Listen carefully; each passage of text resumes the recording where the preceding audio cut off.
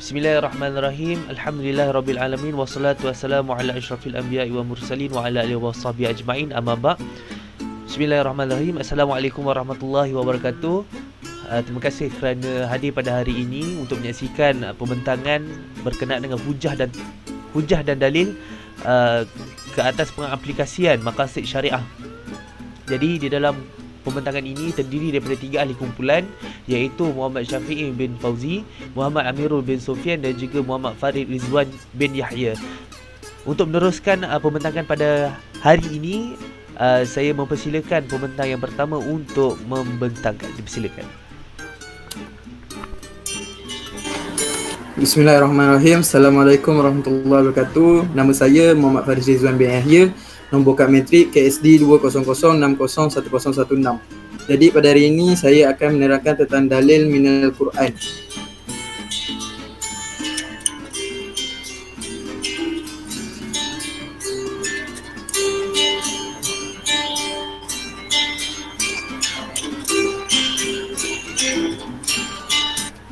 Hujah maqasid syariah. Yang pertama, al-asas al-mu'ayyari li maqasid syariyan.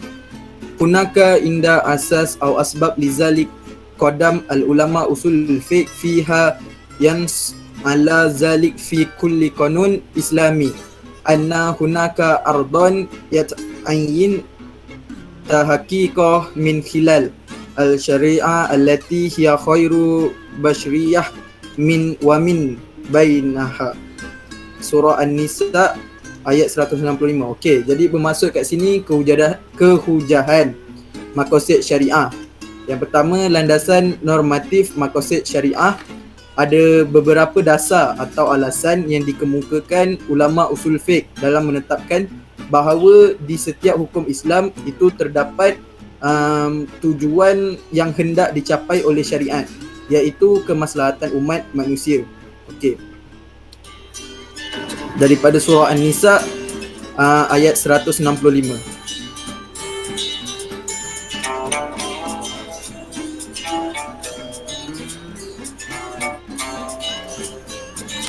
Jadi ini merupakan potongan ayat surah An-Nisa ayat 165 yang bermaksud, mereka kami utus selaku rasul-rasul pembawa berita gembira dan pemberi peringatan agar supaya tidak ada alasan bagi manusia membantah Allah sesudah diutusnya rasul-rasul. Okey. Jadi kita teruskan lagi.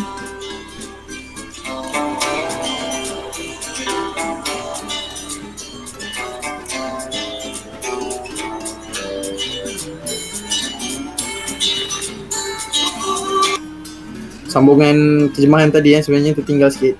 Diutusnya rasul-rasul itu dan adalah Allah Maha Perkasa lagi Maha Bijaksana. Okey, jadi seterusnya, wa min ayah yumkinu fahimha anna Allah Subhanahu wa taala fi tahdid talibu kawaninahu daiman syai'an mufidan lil basyriyah bihaisu iza lam yatam tanfizahu fasufa yahsar. Hadza huwal ma'ani waradat fil irsal ar-rasulil basyriyah. Okey, dari ayat tersebut dapat difahami bahawa Allah Subhanahu wa taala dalam menentukan hukum-hukumnya sentiasa menghendaki sesuatu yang bermanfaat bagi manusia, sehingga apabila hal tersebut tidak dilaksanakan maka ia akan rugi. Inilah makna yang terkandung dari tulisnya para rasul bagi umat manusia. Okey, jadi kita teruskan lagi pembentangan kita kepada topik yang seterusnya.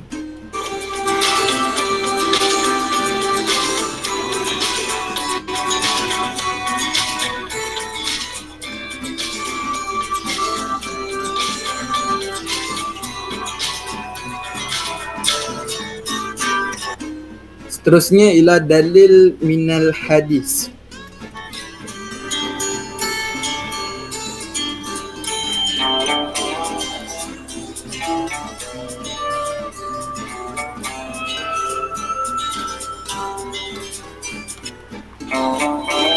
Tam bina tabik maqasid syariah fi zaman Nabi Muhammad sallallahu alaihi wasallam wa asasuha ala kulli hikmah wa khairu lil bashar fi dunya wal akhirah. Al syariah islamiyah kullaha adil wa ghaira wa khairu wa hikmah. Fa kullu ma yahraju an al adil ila istimdad min rahmah ila nakidiha min khairu ila darur minal hikmah ila abas fahuwa laisa li syariah islamiyah hatta law tawkilan laha. Okey, yang bermaksud kat sini pelaksanaan maqasid syariah zaman Nabi Muhammad sallallahu alaihi wasallam. Syariah Islam itu binaan dan asasnya adalah atas segala hikmah dan kebaikan untuk manusia di dunia dan di akhirat. Syariah Islam itu segalanya keadilan, kebaikan dan hikmah. Maka setiap perkara yang terkeluar dari keadilan kepada kezaliman, dari rahmat kepada yang berlawanan dengannya, dari kebaikan kepada kerosakan, dari hikmah kepada sia-sia, maka ianya bukan syariah Islamiah sekalipun diberikan taukilan untuknya.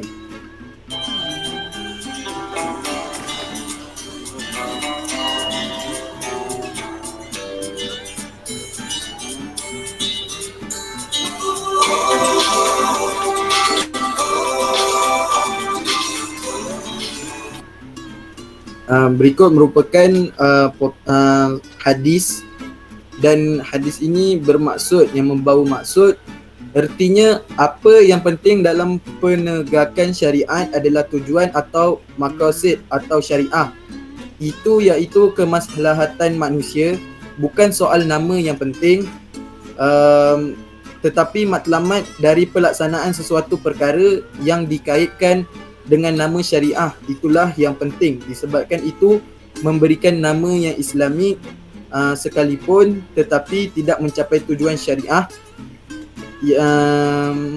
iaitu keadilan untuk manusia, maka ia tidak boleh dianggap Islamik.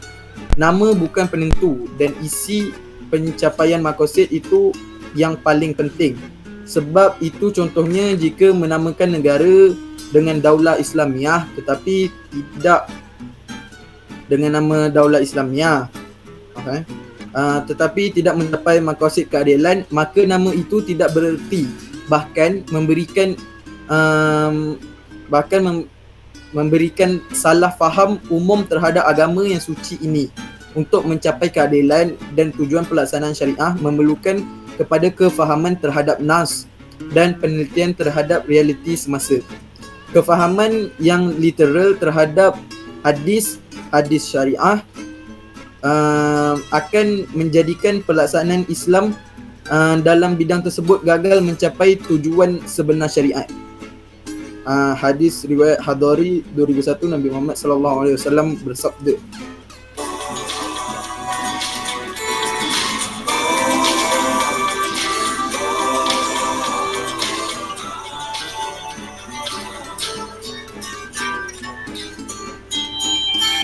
maqala Nabi Muhammad sallallahu alaihi wasallam,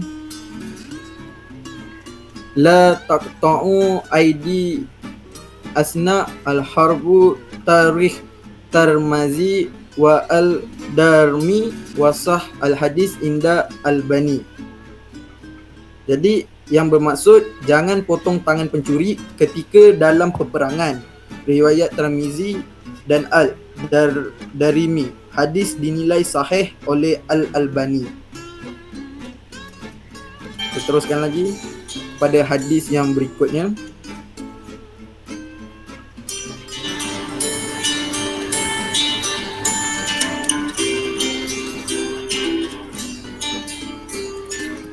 Qala Imam Tirmizi fi riwayah hadzal hadis wa adhaf yaltazam ba'da al-ulama bihadzan nas wa min bainahum al-azai yaznun an al-hudud lam tanfazu hilal al-harbu fi mawjiha al-adu li khawfahum min zihab mahkum alaih li lan dhamam illal adu, yang bermaksud Al-Imam Tirmizi ketika meriwayatkan hadis ini menyebut sebahagian ilmuwan berpegang dengan nas ini.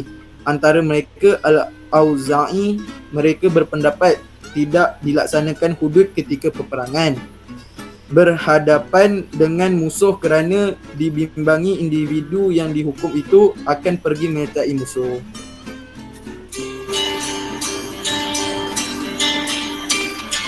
Jadi insya-Allah setakat itu saja pembentangan daripada saya. Kita teruskan kepada pembentang seterusnya.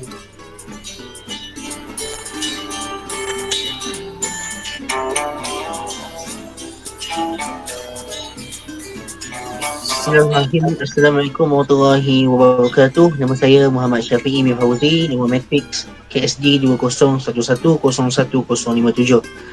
Baik, seterusnya kita akan pergi kepada amal sahabi fi maqasid syariah, perbuatan sahabat dalam maqasid syariah.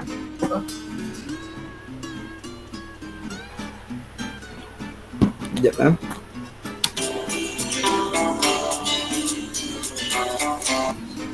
Baik, kita lihat di sini adalah Nahjul Maqasid Syariah zaman sahabat. Pendekatan maqasid syariah pada zaman sahabat. Yang pertama, indama yuwajihuna su'alan ba'da wafati Rasulillah, sayaf'aluna al-bahs an qanuniha fil Quran indama wujidat istamarru fi tanfidhih. Apabila mereka menghadapi sesuatu persoalan, sahabat ni apabila mereka menghadapi ataupun mendapat satu-satu persoalan setelah kematian Rasulullah SAW, mereka akan mencari hukumnya dulu di dalam Al-Quran sebelum pergi yang lain-lain. Dan apabila dapat hukum itu tentang persoalan yang diajukan di dalam Al-Quran, maka mereka akan terus gunakan dan melaksanakan hukum tersebut. Seterusnya, إذا سوف يجدون شيئا في سنة نبي الله سيفعلون عنه من حفظ الحديث أو قانون من رسول الله هذه المسألة. إذا وجدت فسوف يلتزمون بالقانون. Jika tiada apa yang dicari, hukum yang dicari dalam Quran, maka mereka akan pergi kepada sunnah Nabiullah, sunnah Rasulullah SAW. Mereka akan bertanya kepada sahabat-sahabat yang lain, siapa yang tahu, siapa yang hafal sebarang hadis ataupun hukum daripada Rasulullah berkaitan dengan persoalan yang diajukan. Jika dapat, mereka akan terus berpegang kepada hukum tersebut. Dan yang terakhir, idza lam yakun kadzalik fahum kadzalik ijtihad 'ala al-asas al-Quran wa sunnah wa fahmihim diddul qawaid al-'ammah wa asrari wal maqasid syariah. Jika tiada juga, mereka akan berijtihad, akan menggarapkan daripada sumber daripada Al-Quran, As-Sunnah dan juga pemahaman sahabat untuk menentukan sesuatu perkara melalui kaedah-kaedah umum, rahsia dan maqasid syariah.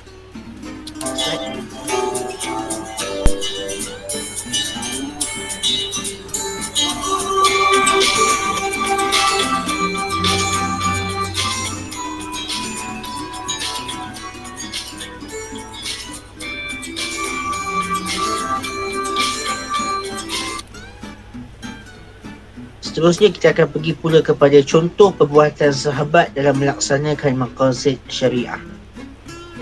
Yang pertama, wajhu Sayyidina Utsman al-kitabatu wal jama' ittifaq al-Quran fi mushaf wahid wa sahaba ala amal an-nashati rasmiyah min al-Quran bihifzha al-taharatu al-diniyah.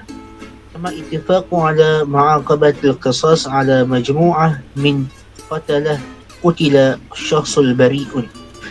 Sayyidina Utsman mengarahkan untuk menulis dan mengumpulkan Al-Quran dalam satu mushaf, dan para sahabat ketika itu bersetuju dengan pandangan Sayyidina Utsman untuk membuat salinan rasmi Al-Quran bagi memelihara kesucian Quran, kesucian agama khususnya, agar Quran ini dapat dipelihara sehingga ke hari ini. Dan juga para sahabat juga bersetuju untuk menghukum qisas bagi sekumpulan pembunuh yang membunuh orang yang tidak bersalah ketika itu. Seterusnya, wa kana Amrul Faruq qad aqab Nasr bin Hajjaj bi tard al-hayy la tahlati ala Iraq hatta يسحر نساء المدينة المنورة حفاظا على نسبه وكرامته. Umar Al-Faruq radhiyallahu an telah menghukum Nasr bin Hajjaj dengan membuang daerah Nasr bin Hajjaj kerana ketampanan beliau ke Iraq sehingga mempersonakan wanita-wanita di Madinah ni bagi menjaga keturunan dan juga maruah wanita-wanita yang di Madinah. Seterusnya, Talib Sa'id bin Musayyib بمراقبة الأسعار إذا كانت جيدة للمجتمع المسلم، على الرغم من وجود رواية تقول أن هناك رفقا اشتكوا لرسول الله يطلبون من رسول الله عدة شعر لأن سعر السوق في ذلك الوقت قد ارتفع. Sa'id Al-Musayyib menuntut harga barangan ketika itu perlu dipantau jika ia baik untuk masyarakat Islam. Walaupun ada riwayat yang mengatakan bahawa ada sahabat yang mengadu kepada Rasulullah untuk meminta Rasulullah mengembalikan harga tersebut kepada harga asal kerana harga pasaran ketika itu telah meningkat. Dia nak menerangkan bahawa pada ketika itu Sa'id bin Musayyib ni minta harga barangan pada ketika itu dipantau kerana harganya tidak, harga ketika itu melambung-lambung. Maksudnya sesuka hati je nak letak harga yang tinggi, ya, tidak mengikut apa yang sepatutnya. Jadi walaupun ada riwayat yang kata ada sahabat yang minta kepada Rasulullah untuk kembalikan kepada harga asal lah, pada harga pasaran. Seterusnya, qama Khalifah Abu Bakr bi-ihraq zalik syahsil hal-liwat عقبة سيدنا علي برمي من ذلك المكان ارتفاع. Khalifah Abu Bakar Siddiq membakar orang yang melakukan liwat. Dan Sayyidina Ali pula hukum orang yang liwat ni dengan tembak daripada tempat yang tinggi. Yang terakhir, Khalifah Umar. Khalifah Umar la yaqta' yada man sabaqa fi sunnati sahbah جفاف شديد، كما أنه لا يعطي زكاة مال للمعتنقين عندما كان المسلمون أقوياء. Khalifah Umar tidak memotong tangan orang yang mencuri. Kerana apa? Kerana pada ketika itu kemarau yang teruk. Masyarakat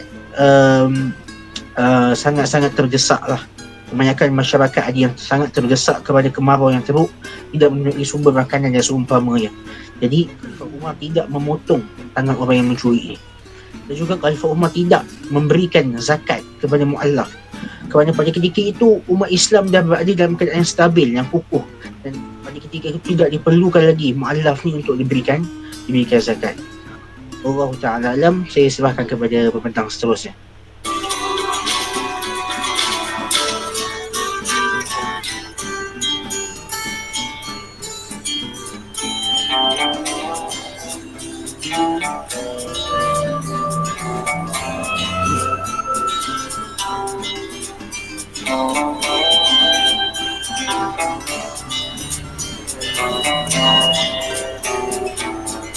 Bismillahirrahmanirrahim.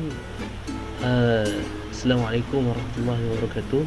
Saya Muhammad Amir bin Sufyan, KST 2006-01-017.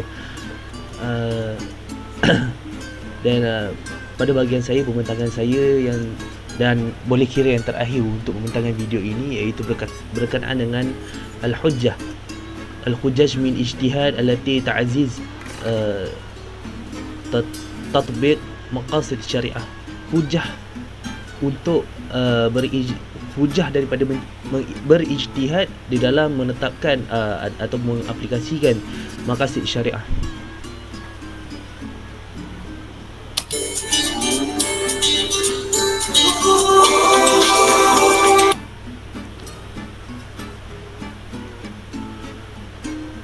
تكمل أهمية الاجتهاد اليوم في الحفاظ على استمرارية الشريعة الإسلامية ومروانيتها المناسبة في كل زمان ومكان. والله سبحانه وتعالى يفرض qanun hatta yaumul qiyamah wa huwa ghita jami'al qawaniyah sabiqah. Ia maksud kepentingan berijtihad pada hari ini ialah bagi menjaga kekalan syariat Islamiah dan keanjalan sesuai pada setiap zaman dan tempat. Oleh kerana itu Allah Subhanahu Wa Taala memfardukan syariatnya sehingga hari kiamat dan menjadi penutup kepada segala syariat-syariat yang terdahulu. Jadinya berijtihad ini berijtihad di dalam menetapkan maqasid syariah pada hari ini adalah sangat sesuai dan sangat diperlukan kerana seperti yang kita tahu kita sudah jauh dengan Nabi SAW, maka ulama pada hari ini perlulah berijtihad di dalam menetapkan satu hukum syariah itu untuk menjaga syariat Islamiah dan juga hukum-hukum Allah untuk mengekalkan hukum-hukum Allah, insya-Allah. Seterusnya,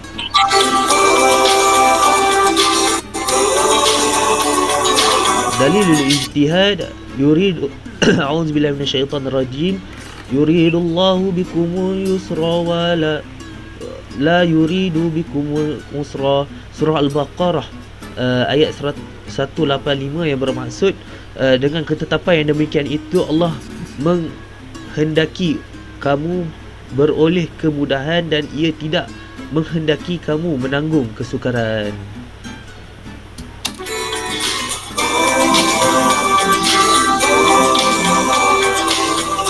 Misal ala ijtihad, tak apa. Boleh teruskan sampai dulu. Wahidan, okey dah boleh pause. Wahidan tahdid wahid Ramadan wa wahid Syawal. ثانيا anbut ikhtibar tiflu.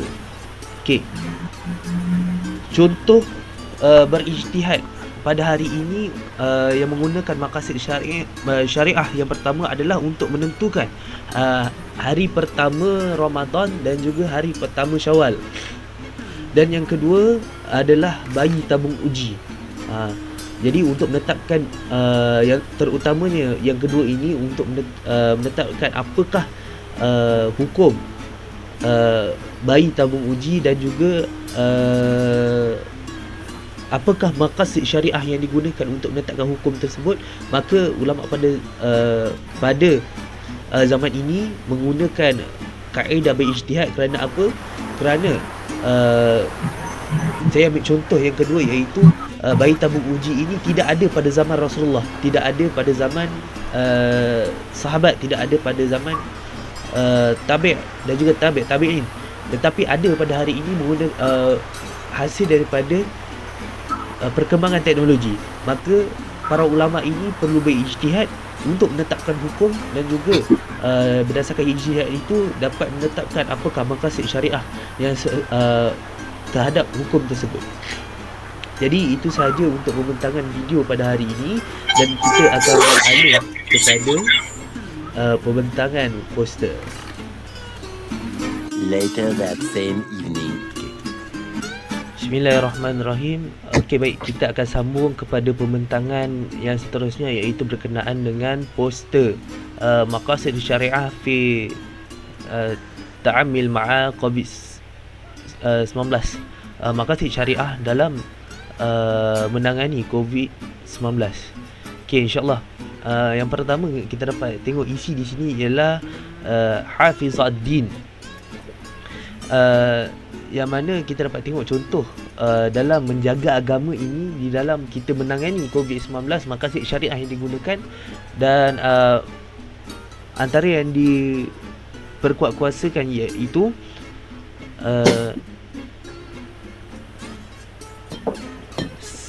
sajana ijtima'i athna ada salatul jamaah wa thani wafiqa al-hudud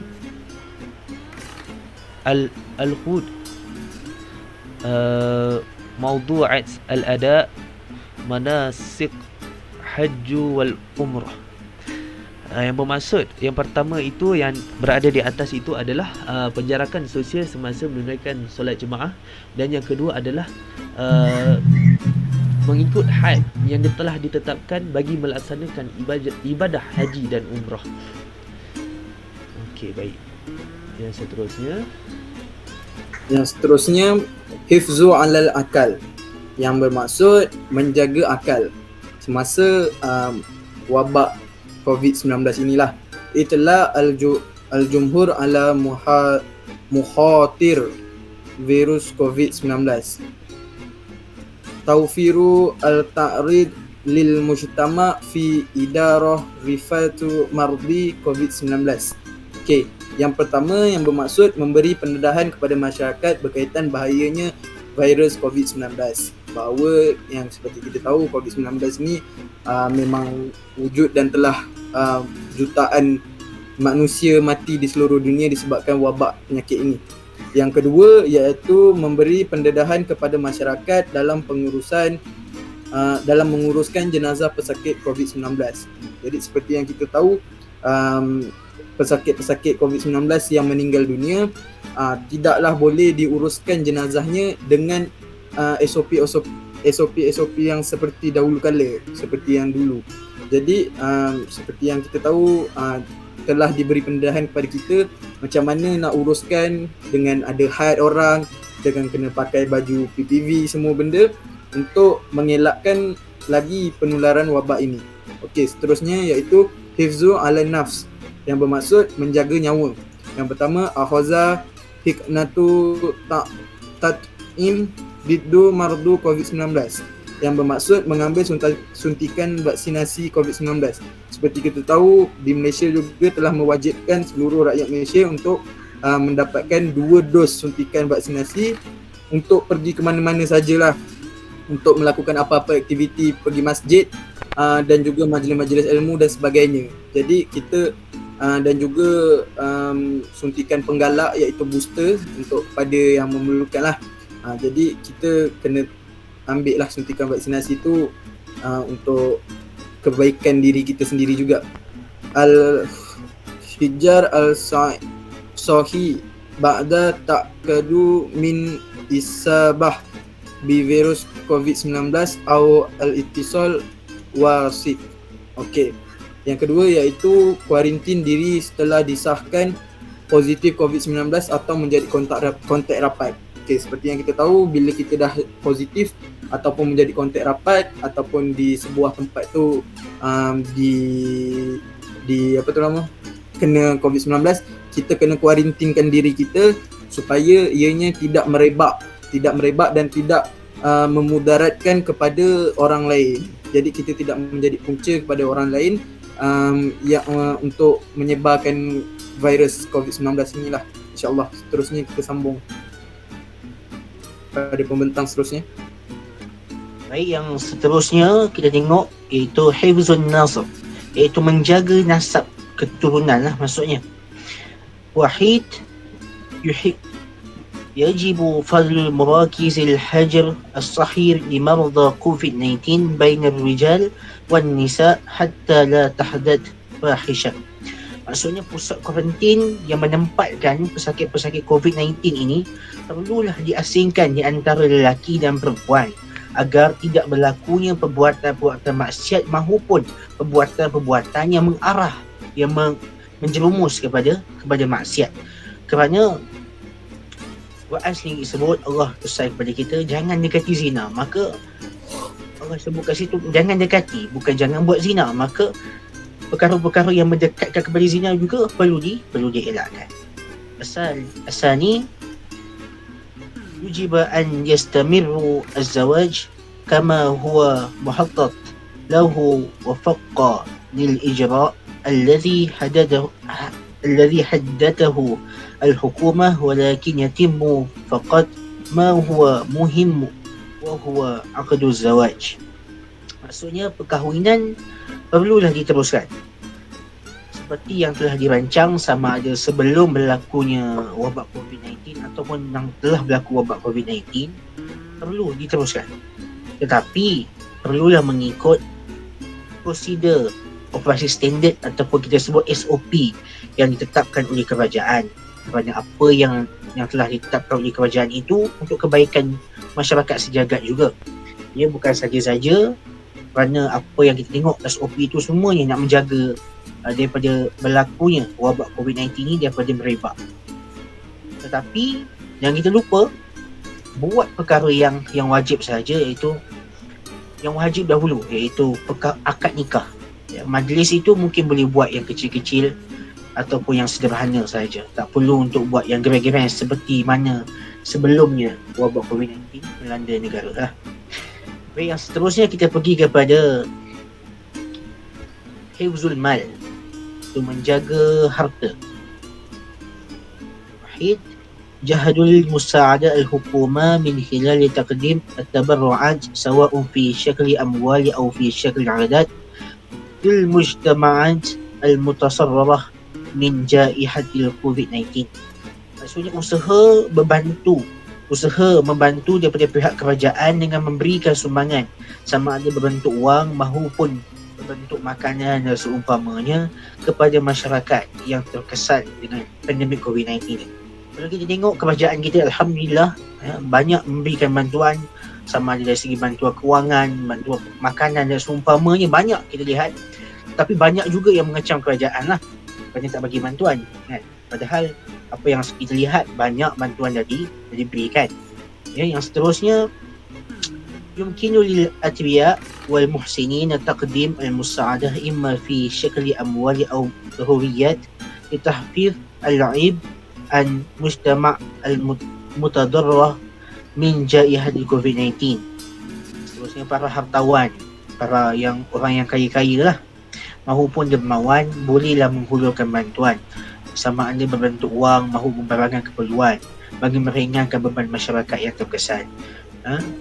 Para hartawan, orang yang kaya-kaya ni, kalau kita tengok banyak juga membantu, memberikan bantuan kewangan, bantuan makanan dan juga macam-macam lah kan, kepada orang yang terkesan dengan pandemik COVID-19. Ada yang dibuang kerja, ada yang dipotong gaji, ada yang ada makanan di rumah dan seumpama. Jadi itu saja saya rasa untuk pemandangan poster kali ini lah. Okey, baik. Alhamdulillah, selesai sudah pembintangan ahli kumpulan kami berkenaan yang pertama tadi, objektif kami ada dua. Yang pertama iaitu berkenaan dengan pembintangan video, iaitu tugasan yang berkaitan dengan hujah dan dalil pengaplikasian maqasid syariah. Itu tugasan yang pertama tadi, video tadi. Dan apa yang anda telah sedang saksikan ini adalah tugasan poster, iaitu maqasid syariah fi tu'amilu ala COVID-19, maqasid syariah di dalam menangani COVID-19. Alhamdulillah. Jadi itu saja daripada kami bertiga. Mana yang baik itu datang daripada Allah, yang mana kurang itu datang daripada diri kami sendiri. Namun secara hakikatnya baik dan buruk itu datang daripada Allah Subhanahu Wa Taala. Oleh itu izinkan kami untuk end video ini. Sekian, assalamualaikum warahmatullahi wabarakatuh.